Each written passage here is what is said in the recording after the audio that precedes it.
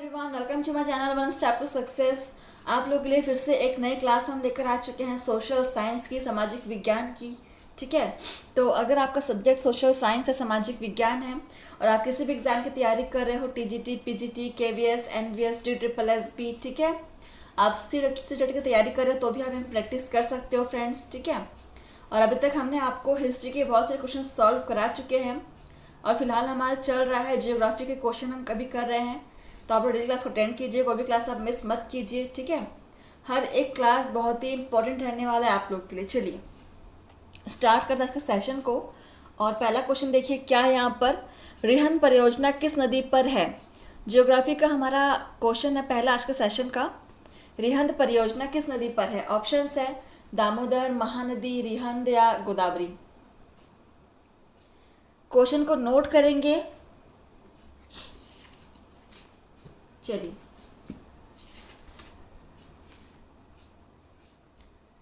देखिए इसका आंसर क्या हो जाएगा। सभी ने नोट कर लिया क्वेश्चन को? बहुत इजी आंसर है, रिहंद परियोजना है तो रिहंद नदी पर ही होगा। Option C is correct. चलिए अगला क्वेश्चन देखिए, 65 नंबर क्वेश्चन है, डेटा बेट्टा चोटी किस पर्वत श्रेणी में स्थित है। डेटा बेट्टा चोटी, ठीक है, ऑप्शन है अरावली, नीलगिरी, सह्याद्री, सतपुड़ा। डेटा बेट्टा चोटी किस पर्वत श्रेणी में स्थित है। आप सभी क्लास को सब्सक्राइब कर लेंगे, ठीक है, और डेली आप लोग क्लास को अटेंड कीजिए, पढ़िए, कोई भी क्लास आप मिस मत कीजिए फ्रेंड्स। सी टेट की अगर आप तैयारी कर रहे हो या फिर आप किसी भी स्टेट लेवल टेट की आप तैयारी कर रहे हो, वहाँ पर भी आपके सामाजिक विज्ञान का सब्जेक्ट आपका है, तो ये क्लास बिल्कुल आपके लिए बहुत ही हेल्पफुल है। आप लोग प्रैक्टिस करके देखिए। चलिए देखिए इसका आंसर क्या हो जाएगा। डोडा बेट्टा की चोटी किस पर्वत श्रेणी पर है। नीलगिरी पर्वत श्रेणी पर है, ठीक है, option B is correct, Nilgiri Doda Betta चोटी। क्वेश्चन नंबर 66, यदि कोई व्यक्ति राष्ट्रीय राजमार्ग का प्रयोग करते हुए दिल्ली, अंबाला, अमृतसर, भारत पाक सीमा तक की यात्रा करना चाहे तो उसे किस राष्ट्रीय राजमार्ग से होकर यात्रा करनी पड़ेगी। ऑप्शंस है NH1, NH2, NH3, NH4।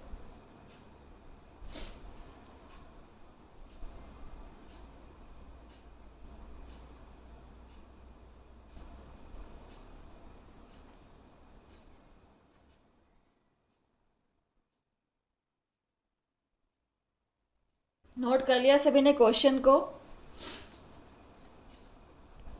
अच्छे से पढ़िए, क्वेश्चन को समझिए, इसके बाद आंसर किए, ठीक है।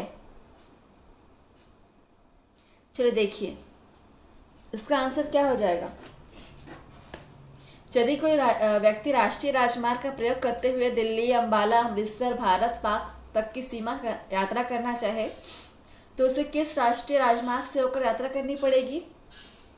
NH1, ठीक है, ऑप्शन फर्स्ट इज करेक्ट। चलिए अगला क्वेश्चन देखते हैं। क्वेश्चन नंबर हमारा है 67, एशियाई शेरों के लिए विख्यात गिर राष्ट्रीय उद्यान किस राज्य में है।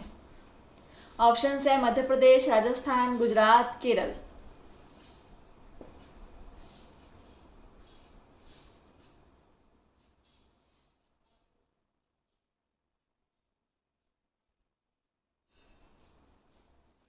ये आप लोगों ने सुना भी होगा, गिर राष्ट्रीय उद्यान के बारे में पढ़ा भी होगा, तो इसका आंसर क्या होगा, कहाँ पर है ये गिर राष्ट्रीय उद्यान जो एशियाई शेरों के लिए विख्यात है।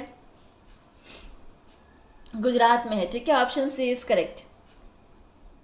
क्वेश्चन नंबर 68 देख लीजिएगा, खालिस्तान के कटाव के कारण पॉट होल क्रिया दृष्टिगोचर होती है। ऑप्शन है समुद्र, नदी, हवा, बर्फ। तो किसके कटाव के कारण यहाँ पर पॉट होल क्रिया दृष्टिगोचर होती है। पॉट होल क्रिया नोट कर लीजिएगा।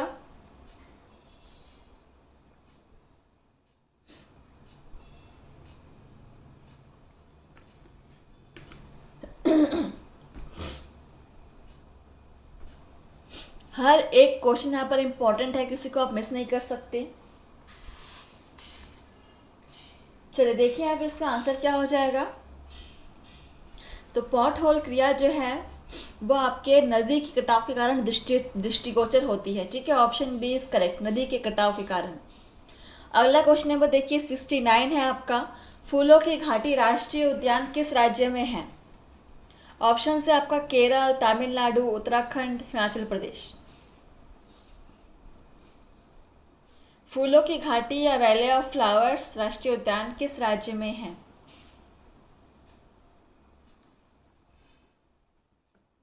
चलिए आंसर करेंगे। क्वेश्चन नंबर 69 नोट कर लिया सभी ने क्वेश्चन को? क्लास को लाइक शेयर कमेंट करना मत भूलिएगा फ्रेंड्स। और देखिए इसका आंसर क्या हो जाएगा आपका, उत्तराखंड में है, ठीक है। फूलों की घाटी उत्तराखंड में है, option C is correct. Question number 70, निम्नलिखित में से किस क्षेत्र में चीड़ के वृक्ष पाए जाते हैं? ऑप्शन है शंकुधारी वन, टैगा, टुंड्रा वन, उष्णकटिबंधीय सदाबहार वन या उष्णकटिबंधीय अर्ध पर्णपाती वन।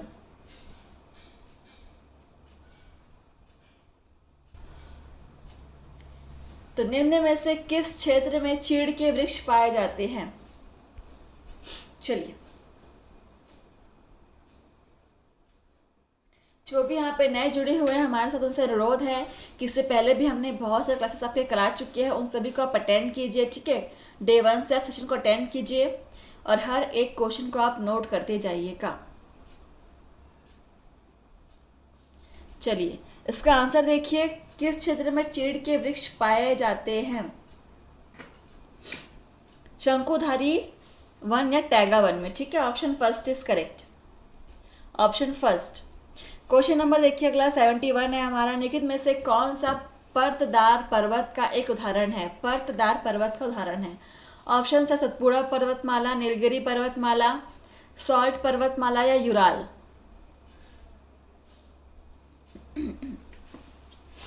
चलिए 71 नंबर क्वेश्चन आंसर करेंगे। कौन सा पर्वतदार पर्वत का एक उदाहरण है? और इसका आंसर क्या हो जाएगा, नोट कर लिया सभी ने? नीलगिरी पर्वतमाला इसका आंसर है, ठीक है। Option B is correct. Question number 72, निम्नलिखित में से किसे नीला ग्रह कहा जाता है? ऑप्शन है बृहस्पति, नेपच्यून, मंगल या पृथ्वी। सी टेट 2024-25 के जो भी तैयारी कर रहे हैं उनके लिए बहुत ही अच्छा चांस है, बिल्कुल प्रैक्टिस कीजिए, पढ़िए, ठीक है।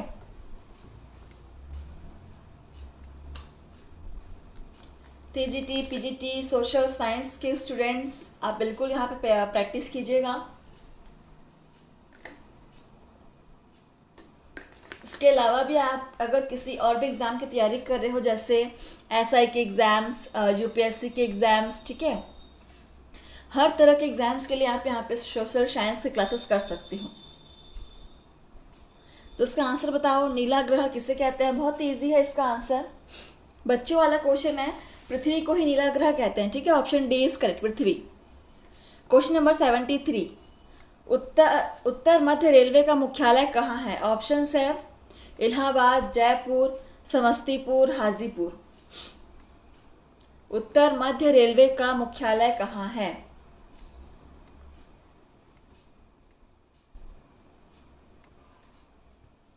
और इसका आंसर हो जाएगा आपका इलाहाबाद, ठीक है। Option first is correct. Question number 74, निम्नलिखित में से कौन सा ऊर्जा स्रोत पर्यावरण अनुकूल है और इससे प्रदूषण नहीं बढ़ती है? ऑप्शन है पवन, कोयला, तेल या गैस। हर एक क्वेश्चन किसी ना किसी एग्जाम में पूछे गए हैं फ्रेंड्स, PYQs हैं, ठीक है। इसीलिए कहा जा रहा है कि आप हर एक क्वेश्चन को नोट कीजिए। तो कौन सा ऊर्जा का स्रोत है जो पर्यावरण के अनुकूल है और इससे प्रदूषण नहीं बढ़ती? पवन ऊर्जा, ठीक है। ऑप्शन फर्स्ट इज करेक्ट, पवन ऊर्जा। बाकी सभी से कोई ना कोई प्रदूषण होता ही है। चलिए अगला क्वेश्चन देखिए।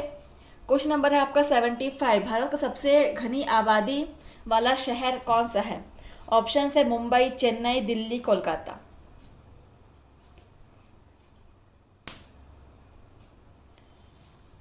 सबसे घनी आबादी वाला जो शहर है वो सभी को पता ही होगा, इसका आंसर दिल्ली है। ठीक है, option C is correct. Question number 76, पृथ्वी पर होने वाले अधिकांश भूकंपों के लिए उत्तरदायी रिंग ऑफ फायर खालिस्तान महासागर या समुद्र में स्थित है। सो ऑप्शन है अटलांटिक, प्रशांत, हिंद या लाल।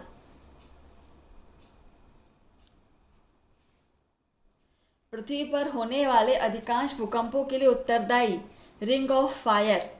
ठीक है, तो ये रिंग ऑफ फायर किस महासागर या समुद्र में स्थित है?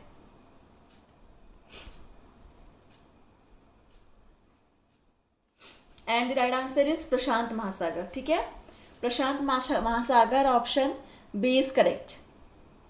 क्वेश्चन नंबर 77, 3 बीघा कॉरिडोर से संबंध है। तो ऑप्शन है भारत और पाकिस्तान, भारत और चीन, बांग्लादेश, भारत और बांग्लादेश।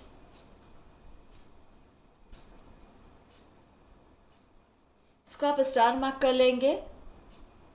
3 बीघा कॉरिडोर से संबंध है, क्या संबंध है या किसका संबंध है?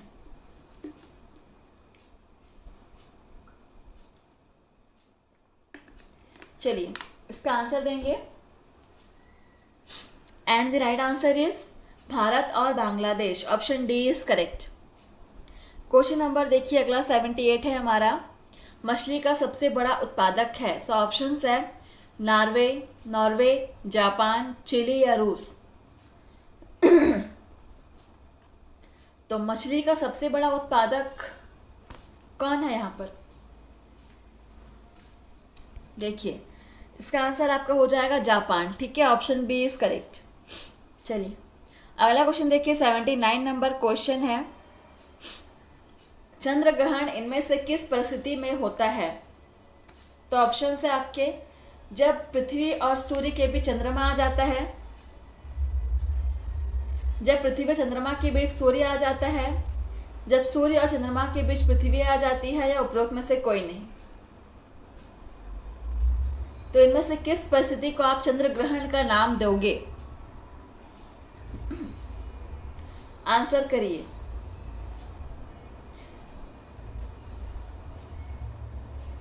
चलिए ये क्वेश्चन अक्सर एग्जाम में आता है और बच्चे कंफ्यूज होते हैं। कंफ्यूजिंग है भी ये क्वेश्चन, ऑप्शंस आपको सारे के सारे बहुत ही मिले जुले लग रहे होंगे। ठीक है, देखिए इसका आंसर क्या हो जाएगा, चंद्र ग्रहण किसे कहेंगे? जब सूर्य और चंद्रमा के बीच पृथ्वी आ जाती है उस स्थिति को हम कहते हैं चंद्र ग्रहण। ठीक है, ऑप्शन सी इज करेक्ट।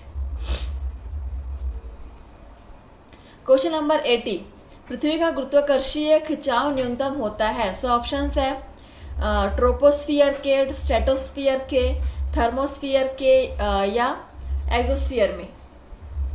तो कौन से स्फीयर में आपका पृथ्वी का गुरुत्वाकर्षण खिंचाव न्यूनतम होता है पूछ रहा है। ठीक है, सबसे न्यूनतम होता है। तो एक्सोस्फियर में आपका पृथ्वी का गुरुत्वाकर्षण खिंचाव सबसे न्यूनतम होता है, option D is correct, exosphere. ठीक है, क्वेश्चन नंबर 81, पृथ्वी के भूपर्पट्टी यानी कि क्रस्ट में सबसे प्रचुर मात्रा में कौन सा तत्व होता है? ऑप्शन है एल्यूमिनियम, सिलिका, मैग्नीशियम, सोडियम।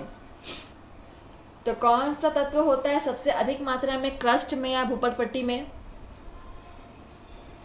ये भी आपका बच्चों वाला क्वेश्चन है, सिलिका होता है। ठीक है, option B is correct, silica.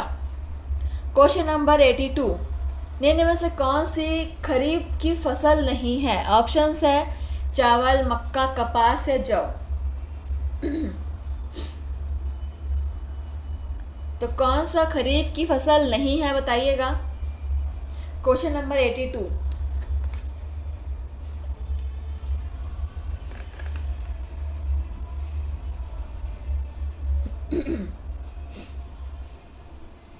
देखिए यहाँ पर आपका जौ जो है वो खरीफ की फसल नहीं है, ऑप्शन डी इज करेक्ट, जौ। क्वेश्चन नंबर 83, पालघाट निम्न रेलवे में से किसका एक मंडल है? ऑप्शन है दक्षिणी रेलवे, दक्षिण पूर्वी रेलवे, दक्षिण मध्य रेलवे, दक्षिण पश्चिमी रेलवे। और ये आपका लास्ट क्वेश्चन आज के सेशन का। ठीक है, आप हमें बताएंगे कि आपने कितने आंसर सॉल्व किए हैं, कितने क्वेश्चंस आपके सही हो रहे हैं। ठीक है, चलिए नोट कर लिया सभी ने। देखिए इसका आंसर क्या हो जाएगा, पालघाट निम्न रेलवे में से किसका एक मंडल है, और इसका आंसर हो जाएगा आपका दक्षिण रेलवे। ठीक है, ऑप्शन फर्स्ट इज करेक्ट। तो सेशन आपका यहीं पर समाप्त हुआ फ्रेंड्स। आप लोग लाइक कमेंट सब्सक्राइब करना मत भूलिएगा। ठीक है, और मिलते हैं आपसे नए सेशन में नए क्वेश्चन के साथ। आज के लिए बस इतना ही, धन्यवाद।